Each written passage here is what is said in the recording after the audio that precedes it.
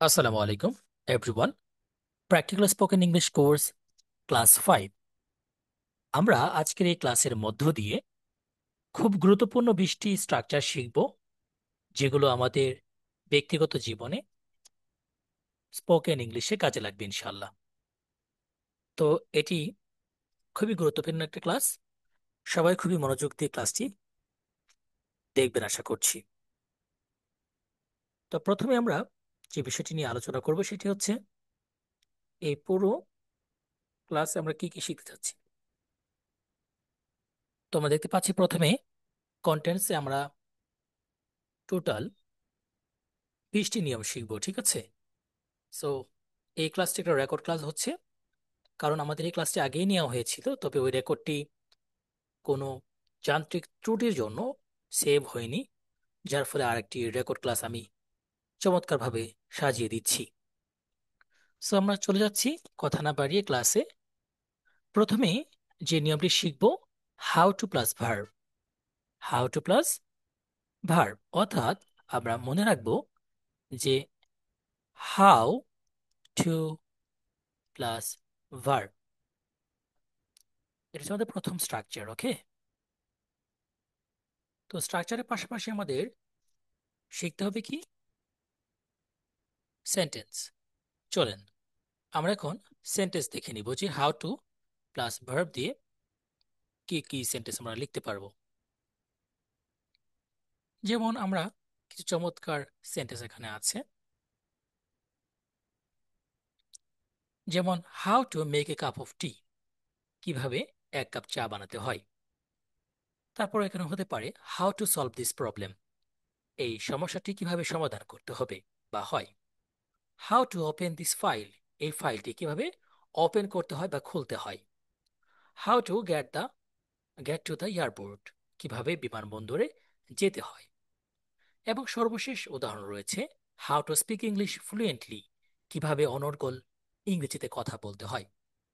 তাহলে how to এর পর একটা ভার্ব দিলে কিভাবে কোনো কিছু করা হয়, এবং সর্বশেষ আমাদের কিন্তু একটা চমৎকারভাবে প্রশ্নবোধক চিহ্ন দিতে হবে। আর আপনি যদি প্রশ্নবোধক চিহ্ন দেওয়া ভুলে যান তাহলে কিন্তু পরিপূর্ণ বাক্যটি ভুল হয়ে যাবে।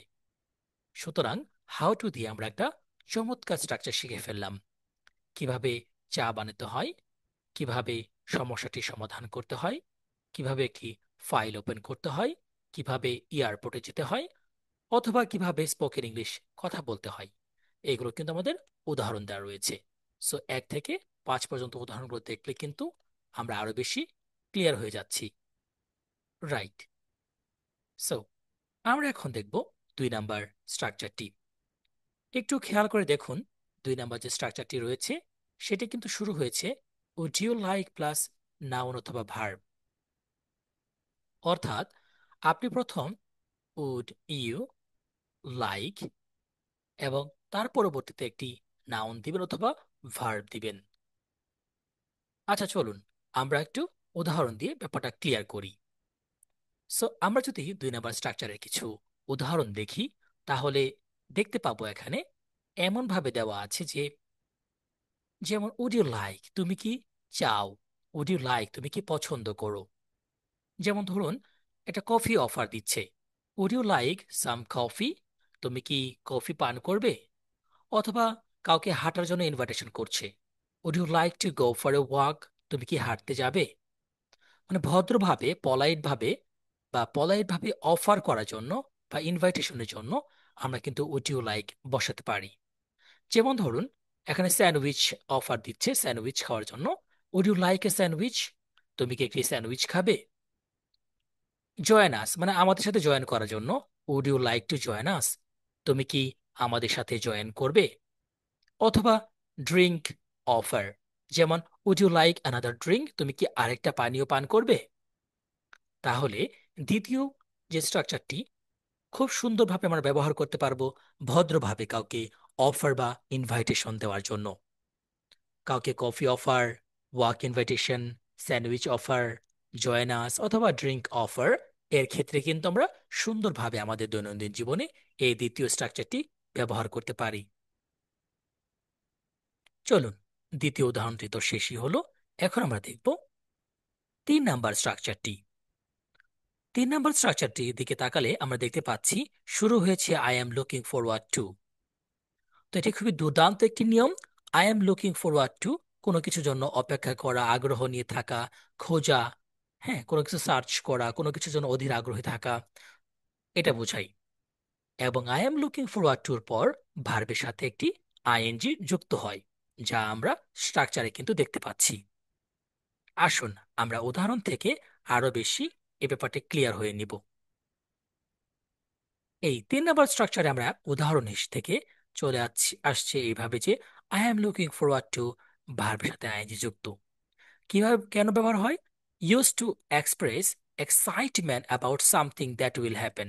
অর্থাৎ এমন কিছু এক্সাইটমেন্ট, মানে অনেক বেশি এক্সাইটমেন্ট প্রকাশ করার জন্য যে কোনো কিছু ঘটতে যাচ্ছে, এটার জন্য আমার কিন্তু I am looking forward two, তারপর যে জিনিসটা ঘটবে, যে ক্রিয়াটা ঘটবে, যে কাজটি ঘটবে, তার সাথে আইএনজি যুক্ত দিব। যেমন ধরুন, আমি কারোর সাথে সাক্ষাৎ করতে যাব, এটা একটা ঘটনা ঘটবে, ঠিক আছে?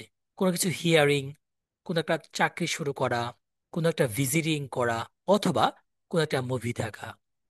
সো সাক্ষাৎ করা থেকে মুভি দেখা, এখানে সবকিছু কিন্তু একটা কাজ রয়েছে। যেমন ধরুন, I am looking forward to meeting you. আমি তোমার সাথে কি করতে যাচ্ছি? দেখা করতে যাচ্ছি, এবং আমি খুবই এক্সাইটেড। তারপরে I am looking forward to hearing from you.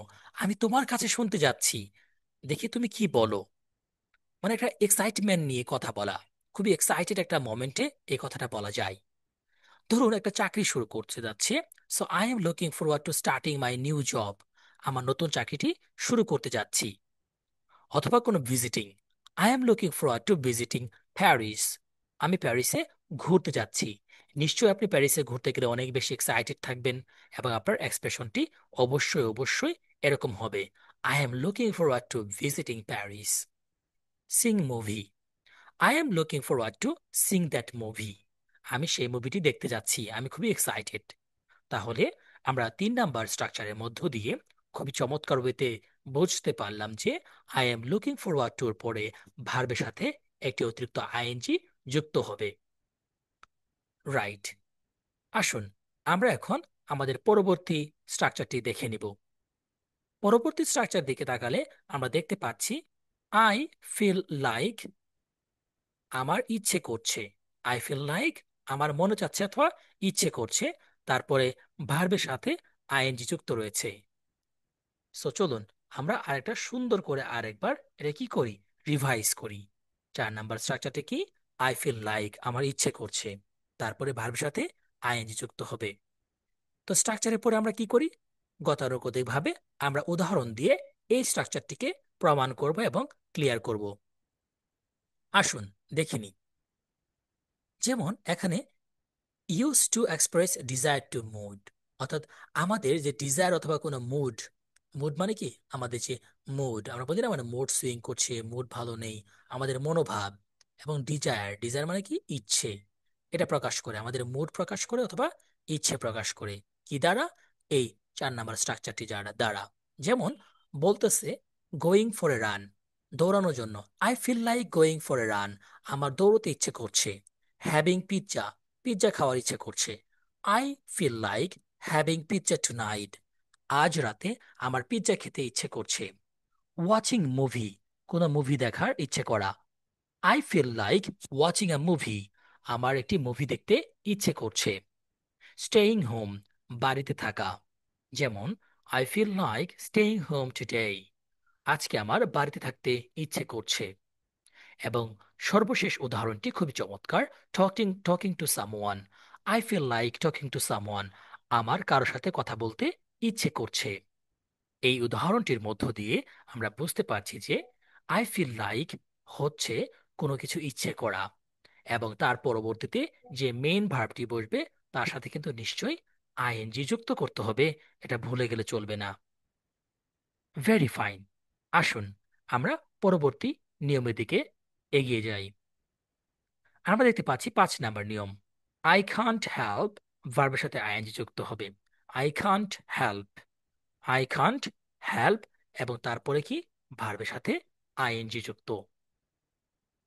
So I can't help এবং এরপরে ভার্বের সাথে আইএনজি যুক্ত হবে। চলুন আমরা এর ব্যবহার এবং উদাহরণ দেখে নিই। সো কেন আই কান্ট হেল্প ব্যবহার করা হয় এবং তার সাথে কেন আইএনজি যুক্ত দিয়ে কি বোঝায়? ইউজড, এটা ব্যবহার করা হয় when something is uncontrollable। মানে কি আনকন্ট্রোলেবল মানে কি? যেটা আসলে কন্ট্রোলের বাইরে, আউট অফ কন্ট্রোল। মানে আমি এটা আসলে না করে পারছি না, আমি না করে পারছি না। এমন কিছু ঘটনা আমাদের ব্যক্তি জীবনে ঘটে যেটি আমাদের করতেই হয়, আমরা না করে পারি না। আসুন আমাদের 5টি উদাহরণের মধ্য দিয়ে এই ব্যাপারটি একেবারে সহজ করে বুঝে নিই। যেমন, আই কান্ট হেল্প লাফিং অ্যাট হিজ জোকস। তার জোকস শুনে আমি না হেসে পারছি না। 2 নাম্বার, থিঙ্কিং, চিন্তা করা। I can't help thinking about that incident. সেই ঘটনা সম্পর্কে আমি না চিন্তা করে পারছি না। ফলিং ইন লাভ, প্রেমে পড়া। I can't help falling in love with her. আমি তার প্রেমে না পড়ে আর পারছি না। মানে এই ব্যাপারটি কন্ট্রোলের বাইরে, আউট অফ কন্ট্রোল। চলুন পরবর্তী আরেকটি উদাহরণ দেখে নিই। Being nervous. বিং নার্ভাস হচ্ছে এমন জিনিস, অর্থাৎ নার্ভাস ফিল করা।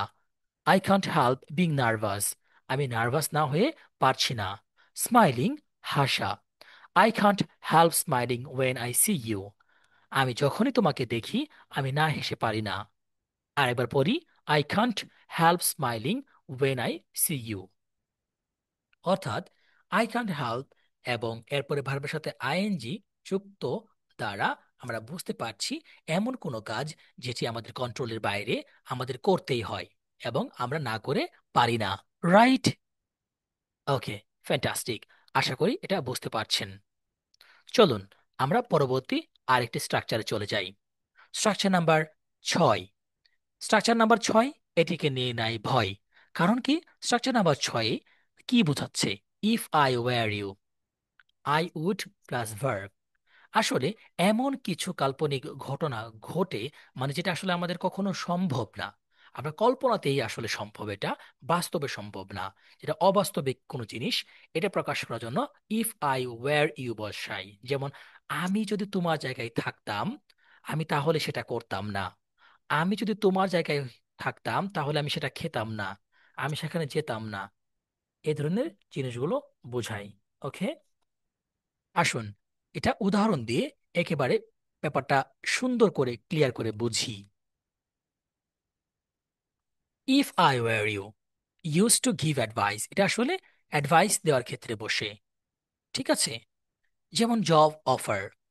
ইফ আই ওয়্যার ইউ, আমি যদি তোমার জায়গায় থাকতাম, I would take that job offer.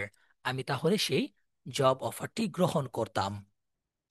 পরবর্তী আরেকটি উদাহরণ দেখি। Call her. If I were you, আমি যদি তোমার জায়গায় থাকতাম বা তোমার পজিশনে থাকতাম, I would call her now. আমি তাকে কল দিতাম এখন। সেভ মানি, টাকা সঞ্চয়ের ব্যাপারে বলছে। ইফ আই ওয়্যার ইউ, আমি যদি তোমার জায়গায় থাকতাম, I would start saving money. আমি টাকা সঞ্চয় করতে শুরু করতাম। স্টাডি হার্ডার, বেশি করে পড়াশোনার ব্যাপারে বলছে কিছু advice. If I were you, I would study harder. আমি যদি তোমার জায়গায় থাকতাম আমি প্রচুর পরিমাণ পড়াশোনা করতাম। অ্যাপোলোজাইজ, ক্ষমা চাওয়া। If I were you, I would apologise. আমি যদি তোমার জায়গায় থাকতাম আমি অবশ্যই ক্ষমা চাইতাম। তাহলে ইফ আই ওয়্যার ইউ দ্বারা কিন্তু খুবই চমৎকার চমৎকার এক্সপ্রেশনস আমরা ব্যবহার করতে পারবো ইনশাআল্লাহ। 6 নাম্বার শেষ। এখন চলে আসলাম 7। সো 7-এ দেখতে পাচ্ছি আমরা it's no use. It's no use এবং তারপরে ভার্বের সাথে আইএনজি যুক্ত এই স্ট্রাকচারটি। সো ইটস নো ইউজ এবং ভার্বের সাথে আইএনজি যুক্ত দ্বারা এর ব্যবহার এবং এর কিছু উদাহরণ আমরা সুন্দর করে দেখে নিই। আমরা আগে দেখব যে কেন এটা ব্যবহার করা হয়। আমরা প্রথমে দেখতে পাচ্ছি ইটস নো ইউজ, মানে এর কোনো ব্যবহার নেই। দ্যাট মিন্স যদি কোনো কিছুর পয়েন্টলেস থাকে, সেটা কোনো ব্যবহারযোগ্যতা না থাকে, সেটার কোনো দাম না থাকে, তখন আমরা এটা ব্যবহার করতে পারি। এমন কোনো পরিস্থিতিতে পড়ি যেমন আমরা বলতে পারি আর্গুইং এর ক্ষেত্রে, তর্ক করার ক্ষেত্রে, it's no use arguing with him. তার সাথে তর্ক করার প্রয়োজন নেই, দরকার নেই। তারপর কমপ্লেনিং করার ক্ষেত্রে, it's no use complaining about the delay. সে যে দেরি করেছে বা কোনো কেউ যে দেরি করেছে, সে ডিলে হয়েছে, দেরি হয়েছে, সেই ব্যাপারে কমপ্লেইন করার কোনো প্রয়োজন নেই। ওয়েটিং, অপেক্ষা করার ক্ষেত্রে, it's no use waiting here. এখানে অপেক্ষা করার কোনো প্রয়োজন নেই। ট্রাইং, চেষ্টা করার ক্ষেত্রে, it's no use trying again. আবার চেষ্টা করার কোনো প্রয়োজন নেই। আবার চেষ্টা করার কোনো প্রয়োজন নেই। লাইং, শুয়ে থাকা। Okay, so it's no use lying now. এখানে শুয়ে থাকার সময় নেই, প্রয়োজন নেই। ফ্যান্টাস্টিক। তাহলে কিন্তু আমরা এটা একেবারে ইজি ওয়েতে বুঝতে পারলাম। তাহলে ইটস নো ইউজ আমরা কখন ব্যবহার করব? যেটার কোনো পয়েন্ট নেই, পয়েন্টলেস ক্ষেত্রে, প্রয়োজন নেই ক্ষেত্রে, দরকার নেই ক্ষেত্রে। চলুন আমরা পরবর্তী আরেকটি নিয়মে চলে যাই। পরবর্তী নিয়মটি রয়েছে আমাদের 8 নাম্বার। সেটি কি? I am use to plus ভার্বের সাথে আইএনজি যুক্ত হওয়া। I am use to plus ভার্বের সাথে আইএনজি যুক্ত হওয়া দিয়ে আসলে কি বোঝায়, এর ব্যবহার কি, তা উদাহরণ সহকারে আমরা এখন দেখে নিব। Okay, so use to, use to express মানে এই যে I am use to plus verb সাথে আইএনজি যুক্ত দ্বারা বোঝায় এক্সপ্রেস হ্যাবিটস অর ফ্যামিলিয়ারিটি, কোনো একটা পরিচিত কোনো কিছু অথবা কোনো একটা অভ্যাসকে এখানে বোঝাচ্ছে। যেমন উদাহরণ দিলে কিন্তু আমরা ক্লিয়ার বুঝে যাব। Waking up early, I am use two waking up early. আমি প্রতিনিয়ত সকালবেলা ঘুম থেকে উঠছি, মানে এখনো কাজটা করছি, এটা অভ্যাস আমার। ওয়ার্কিং লং আওয়ার্স, দীর্ঘ সময় ধরে কাজ করা। I am use two working long hours, আমি দীর্ঘ সময় ধরে কাজ করতে অভ্যস্ত বা কাজ করছি। স্পিকিং ইন পাবলিক, পাবলিকের সামনে কথা বলা। I am use to speaking in public, আমি জনগণের সামনে, পাবলিকের সামনে প্রতিনিয়ত কথা বলছি, এরকম বোঝাচ্ছে। Weather adaptation, I am use two, I am use to this weather, আমি এই ওয়েদারের সাথে পরিচিত। এখানে অ্যাডাপ্টেশন অর্থাৎ খাপ খাইয়ে নেওয়া। আর এখানে ইউজ টু দ্বারা বোঝানো হয়েছে ফেমিলিয়ারিটি। বিং অ্যালন, একা থাকার ব্যাপারে বোঝাচ্ছে। I am use two being along, তো আমি একা থেকে থেকে অভ্যস্ত হয়ে গিয়েছি, এটা বোঝাচ্ছে। রাইট, খুবই চমৎকার। আমরা এখন দেখব পরবর্তী রুলটা কি নিয়ে কথা বলছে। 9 নাম্বার নিয়মটি খুবই চমৎকার এবং খুবই সহজ, যেখানে লেট মি এবং তারপরে ভার্ব এক বসালে আমরা এটা কমপ্লিট করতে পারবো। তো চলুন দেখে নেই লেট মি প্লাস ভার্ব দ্বারা কি ব্যবহার এবং কি উদাহরণ রয়েছে। লেট মি প্লাস ভার্ব, এটি ব্যবহার করা হয় কোনো একটা অফার, হ্যাঁ এখানে দেখতে পাচ্ছি, use to offer help or make a polite suggestion, কোনো একটা ভদ্রভাবে কাউকে সাজেশন দেওয়া অথবা কাউকে অফার হেল্প করার ব্যাপারে কিন্তু এখানে বসে। যেমন অ্যাসিস্ট্যান্স অফার, কাউকে সাহায্য করার ব্যাপারে। Let me help you with that, এই ব্যাপারে আমি তোমাকে মানে আমাকে তোমাকে সাহায্য করতে দাও। লেট মি হেল্প ইউ, আমাকে, আমি তোমাকে যে সাহায্য করতে দিই মানে সাহায্য করতে চাই, এটা আমাকে সুযোগ করে দাও। লেট মি হেল্প, আমাকে সাহায্য করতে দাও ইউ, তোমাকে, উইথ দ্যাট, এই ব্যাপারে। কোন একটা এক্সপ্লেনেশন ব্যাপারে বোঝাচ্ছে। Let me explain how it works, এটা কিভাবে কাজ করে আমাকে বলতে দাও, এক্সপ্লেইন করতে দাও।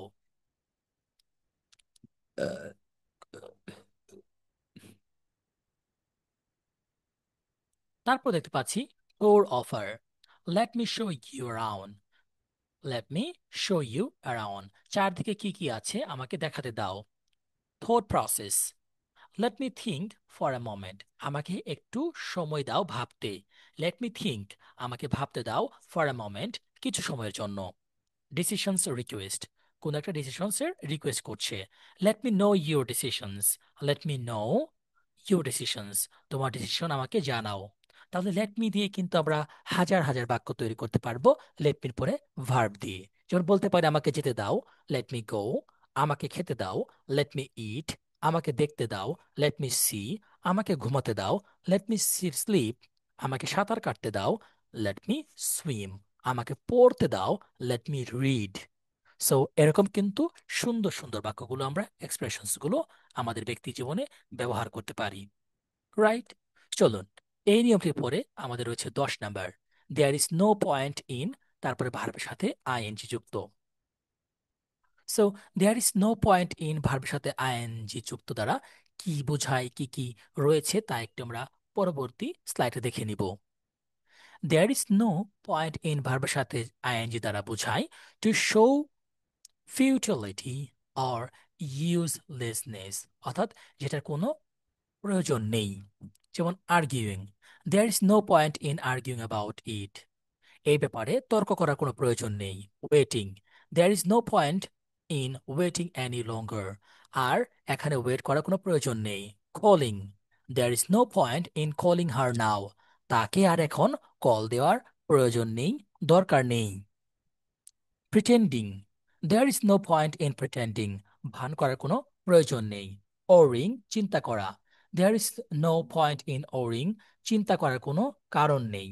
দেয়ার is no point in worrying, চিন্তা করার কোনো কারণ নেই। তাহলে দেয়ার ইজ নো পয়েন্ট দ্বারা এটার যে ব্যবহার নেই, ইউজলেসনেস বোঝাচ্ছে, কোনো কিছু প্রয়োজন নেই তাও বোঝাতে পারে এখানে কিন্তু। আসুন তারপরে কি রয়েছে আমরা একটু কষ্ট করে দেখে নিই। ওকে, ফ্যান্টাস্টিক। তারপর রয়েছে 11 নম্বর নিয়ম, আই ডোন্ট মাইন্ড প্লাস ভার্বের সাথে আইএনজি যুক্ত। কি রয়েছে? আই ডোন্ট মাইন্ড প্লাস ভার্বের সাথে আইএনজি যুক্ত। So I don't mind plus ভার্বের সাথে আইএনজি যুক্ত দ্বারা আমরা কি বুঝাবো? যেমন ধরুন, ইউজ টু এক্সপ্রেস উইলিংনেস, মানে আমি মনে কিছু করব না, আমার একটা ইচ্ছা আছে, এটা বোঝাচ্ছে। উদাহরণস্বরূপ, I don't mind waiting here, আমি এখানে অপেক্ষা করতে আমার কোনো বাধা নেই, মনে কিছু করব না। Helping, I don't mind helping you with the project, এই প্রজেক্টে আমি তোমাকে হেল্প করতে চাচ্ছি, আমি তাতে মন খারাপ করব না বা আমি মনে কিছু নিব না। Staying late, I don't mind staying late, I don't mind staying late, মানে আপনার ইচ্ছা আছে এখানে যে আই ডোন্ট মাইন্ড, আমি মনে কিছু করব না যদি একটু দেরি হয় তাতেও। ঠিক আছে। Sharing A room, I don't mind sharing A room, room share করতে আমার কোনো বাধা নেই, আমার ইচ্ছে আছে। আই ডোন্ট মাইন্ড ওয়াকিং, হাঁটতে আমার মনে কিছু করব না, হাঁটতে আমার ইচ্ছা আছে। লেটস ওয়াক, চলো হাঁটি। তাহলে আই ডোন্ট মাইন্ড এর দ্বারা উইলিংনেস বা ইচ্ছা আছে এমন কিছু প্রকাশ করছে, যা আমরা কিন্তু প্রতিনিয়ত ব্যবহার করতে পারবো। রাইট? লেটস সি পরবর্তী আমাদের জন্য কি রয়েছে। ওকে, সো আমরা পরবর্তীতে দেখতে পাচ্ছি উড ইউ মাইন্ড। কি রয়েছে? Would you mind. So would you mind দ্বারা বোঝাচ্ছে কোনো কিছু করবা মানে উড ইউ মাইন্ড, আপনি কি কোনো কিছু করবেন কিনা, এটা পলাইট রিকোয়েস্ট বোঝায়। Polite request. যেমন would you mind closing the window, আর উড ইউ মাইন্ডের পরে কিন্তু ভার্বের সাথে আইএনজি যুক্ত হবে। যেমন would you mind closing the window, এই ক্লোজের সাথে কিন্তু আইএনজি যুক্ত হয়েছে। Would you mind closing the window, দয়া করে কি আপনি দরজাটি বন্ধ জানালাটি বন্ধ করবেন? উইন্ডো অর্থ জানালা। Would you mind explaining that again, আপনি কি সেটা আরেকবার বুঝাবেন? এক্সপ্লেইনিং, ব্যাখ্যা করা, আপনি কি আরেকবার ব্যাখ্যা করবেন সেটা? Would you mind waiting a few minutes, আপনি কি আর কিছু মিনিট অপেক্ষা করবেন? ভদ্রভাবে রিকোয়েস্ট করছে। Would you mind helping me, আপনি কি দয়া করে আমাকে সাহায্য করবেন? Would you mind turning down the volume, আপনি কিন্তু ভলিউমটা কমিয়ে দিবেন? সো কোনো কিছুর ভলিউম আপ থাকলে ডাউন করার জন্য কিন্তু বলতে পারি would you mind turning down the volume. তাহলে উড ইউ মাইন্ড দ্বারা কিন্তু ভদ্রভাবে পলাইট ভাবে রিকোয়েস্ট করা বোঝায়, এবং উড ইউ মাইন্ডের শেষে প্রশ্নবোধক চিহ্ন হয়, কারণ এটা প্রশ্নই করা হচ্ছে, রিকোয়েস্ট করা হচ্ছে। ফ্যান্টাস্টিক। তাহলে তারপর আমাদের কি রয়েছে? তেমন আমার রয়েছে হাউ অ্যাবাউট, ভার্বের সাথে আইএনজি যুক্ত এবং শেষে প্রশ্নবোধক চিহ্ন হয়। তো দেখি নিই উদাহরণ সহ হাউ অ্যাবাউট দ্বারা কি বোঝাই।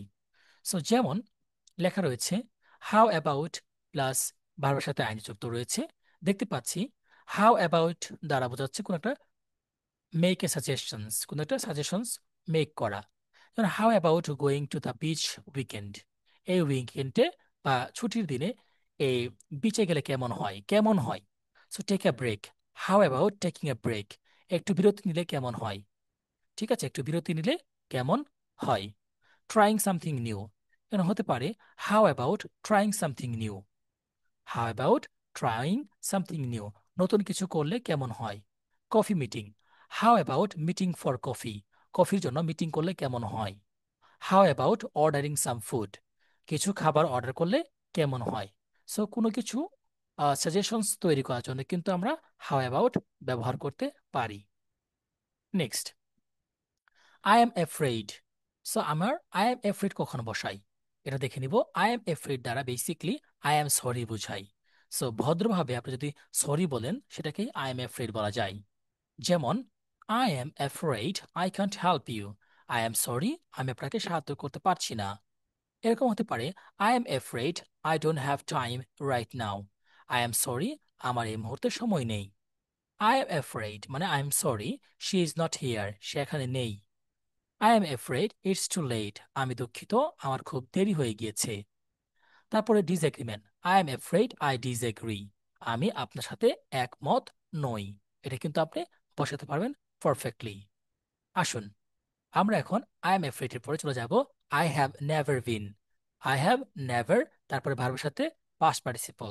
সো আই হ্যাভ নেভার ভার্বের সাথে পাস্ট পার্টিসিপল দ্বারা কি বোঝাচ্ছে একটু দেখে নিই। যেমন, I have never past participle দ্বারা আমাদের এক্সপ্রেশনস করতেছে যে কোনো কিছু সেটা সে কখনো এক্সপেরিয়েন্সড করে নাই, বা কখনো সে সেখানে যায় নাই, খায় নাই, এরকম। যেমন, I have never been to Europe, আমি কখনো ইউরোপ যাইনি। I have never seen that movie, আমি কখনো মুভিটি দেখিনি। I have never tried sushi, sushi হচ্ছে খাবারের নাম। সো আমি সুশি কখনো খাইনি, খাবারের নাম সুশি। সো তারপরে I have never mate her before, তার সাথে আমার কখনো সাক্ষাৎ হয়নি। Next one, I have never hard that song, আমি কখনো সেই গানটি শুনিনি। তাহলে আই হ্যাভ নেভার এর পরে ভার্বের সাথে পাস্ট পার্টিসিপল দ্বারা সেই কাজটি করা হয়নি বা কখনো এক্সপিরিয়েন্সড করা হয়নি সেটা বোঝাই। 16 number, I wished. I wish এবং পাস্ট সিম্পল টেন্স, মানে আই উইশ এর পর পাস্ট সিম্পল টেন্স বসবে। এটা দ্বারা কোনো একটা আনরিয়েল সিচুয়েশন নির্দেশ করে।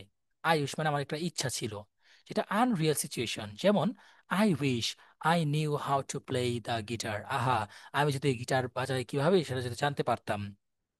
অর্থাৎ আপনার গিটার বাজানো ইচ্ছা কিন্তু আপনি আসলে পারেন না, এটা আনরিয়েল একটা সিচুয়েশন। তারপরে I wish she understood me better, আহারে সে যদি আমাকে ভালোভাবে বুঝতো। I wish I had more free time, আহা আমার যদি অনেক বেশি সময় থাকতো। এটা আনরিয়েল, এটা কখনো কখনো সম্ভব না। হাইট নিয়ে বলতেছে, আই উইশ আই ওয়ার টলার, আহা আমি যদি লম্বা হতাম। I wish it wasn't raining, যদি বৃষ্টি না হতো। মানে ইচ্ছা করছে কিন্তু এই ইচ্ছাটা উইশটা আনরিয়েল, কখনো এটা বাস্তবে সম্ভব হবে না। ওকে, ফ্যান্টাস্টিক। তারপরে আমাদের জন্য কি অপেক্ষা করছে একটু দেখে নিই। 17 নাম্বার, 17 নাম্বার বলছে আই এম নট শিওর, মানে আমি নিশ্চিত না। ইফ বা ওয়েদার, ইফ দিলেও হবে ওয়েদার দিলেও হবে, প্লাস সেন্টেন্স বসবে। মানে আপনি কোনো একটা কিছু ব্যাপারে নিশ্চিত না, আপনি আনসার্টেন, অনিশ্চিত। যেমন, I am not sure if I can make it, আমি নিশ্চিত না যে আমি এটা তৈরি করতে পারবো কিনা। I am not sure whether it's going to rain, আমি শিওর না বা নিশ্চিত না যে এটা বৃষ্টি হচ্ছে বা হবে কিনা। I am not sure if his coming, সে আসবে কি আসবে না সে ব্যাপারে আমি নিশ্চিত নই। I am not sure whether this is right, আমি এ ব্যাপারে নিশ্চিত নই যে এটা সঠিক কিনা। I am not sure if I agree, so আমি আমি যে অ্যাগ্রি এ ব্যাপারে আমি এখনো নিশ্চিত না। So I am not sure মানে আমি একটা কোনো কিছু ব্যাপারে অনিশ্চিত বা নিশ্চিত না, এরকম পরিস্থিতি বোঝাচ্ছে। চলুন 18 নম্বর দেখে নিচ্ছি। I have two plus verb. Basically I have two দ্বারা কোনো কিছু একটা করতে বাধ্য, অব্লিগেশন বা নেসেসিটি বোঝাই, মানে কাজটি আপনার করতেই হবে। যেমন, I have to leave soon, আমাকে দ্রুতই যেতে হবে। I have to study for the exam, পরীক্ষার জন্য আমাকে পড়তেই হবে। I have to call my mom, মাকে কল দিতেই হবে। I have to go now, আমার এখনই যেতে হবে। I have to finish this work, এই কাজটি শেষ করতেই হবে। তাহলে হ্যাভ টু দ্বারা বাধ্যবাধকতা অথবা অথবা অব্লিগেশন, যে কাজটি করতেই হবে এরকম পরিস্থিতি বোঝায়। সো আমাদের আর মাত্র দুটি কিন্তু স্ট্রাকচার রয়েছে। 19 number structure, what if plus sentence এবং শেষে হচ্ছে প্রশ্নবোধক চিহ্ন। So what if plus sentence শেষে প্রশ্নবোধক চিহ্ন দ্বারা কি বোঝায়? ইউজড, এটা ব্যবহার করা হয় to talk about imaginary or future possibilities, এটা কোনো কাল্পনিক অথবা কোনো একটা সম্ভাবনা আছে এরকম কিছু বোঝায়। যেমন বৃষ্টি হতে পারে এই কনসার্নে, what if it rains tomorrow, যদি বৃষ্টি হয় তাহলে কেমন হয় বা কেমন হবে, কেমন হতো। তারপর বলতেছে what if we miss the flight, আচ্ছা আমরা যদি ফ্লাইটটা মিস করি তাহলে কেমন হবে, কেমন হতো। তারপরে what if she says no, আচ্ছা সে যদি না বলে তাহলে কেমন হয়, কেমন হতো, এরকম বোঝাচ্ছে। What if I fail the test, আচ্ছা পরীক্ষাতে আমি ফেল করলে কেমন হবে বা কেমন হতো। What if they don't show up, what if they don't show up, তারা যদি না আসে তাহলে কেমন হবে বা কেমন হতো। সো হোয়াট ইফ দ্বারা কিন্তু বেসিকলি একটা ইমাজিনারি কল্পনা অথবা একটা ভবিষ্যতের পসিবিলিটিস কিন্তু নির্দেশ করছে। Right. So last of all, আমাদের 20 নাম্বার নিয়ম, ইজ টাইম টু প্লাস ভার্বের সাথে কোনো কিছু বসবে না। সো ইজ টাইম টু দ্বারা বোঝাচ্ছে একটা রাইট মোমেন্টে কোনো কিছু করার গুরুত্ব, যেমন এটাই উপযুক্ত সময়, বা এটা একটা right moment. Is time to go home, এখনই বাড়ি যাওয়ার রাইট সময়। Is time to it lunch, এখনই দুপুরের খাবার খাওয়ার সময়। Is time to get serious, এখনই সিরিয়াস হওয়ার সময়। Is time to make A decisions, এখনই সিদ্ধান্ত নেওয়ার সময়। Is time to move on, এখনই যাওয়ার সময়। সো 20টি নিয়ম কিন্তু আমরা খুব সুন্দর করে পড়ে ফেললাম। বারবার রিভাইসের মধ্য দিয়ে এবং ব্যক্তিগত জীবনে আমরা এগুলো ব্যবহার করলে কিন্তু খুব সহজ হয়ে যাবে। সবাইকে অসংখ্য ধন্যবাদ। যারা যারা ক্লাসটি করেননি ক্লাসটি দেখে নেবেন, এবং সবাইকে অনেক বেশি ভালোবাসা জানিয়ে শেষ করছি আজকের মতো। আসসালামু আলাইকুম ওয়া রাহমাতুল্লাহি ওয়া বারাকাতুহু।